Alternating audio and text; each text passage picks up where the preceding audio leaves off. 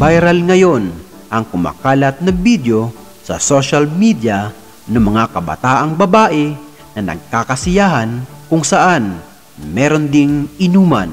Mapapansin sa video na sila ay tuwang-tuwa na naka-live sa Facebook habang nag-iinuman at walang katakot-takot na pinapakita ang kanilang maseselang bahagi ng katawan habang naka-livestream at paulit-ulit itong ginagawa.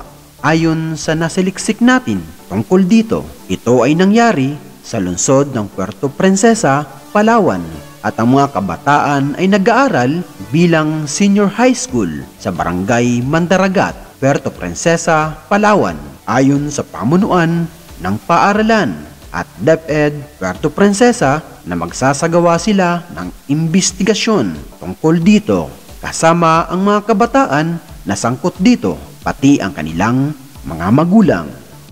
Kung nagustuhan mo ang ganitong mga video, paki-share na rin sa iyong mga kaibigan at kapamilya. Maraming salamat. God bless!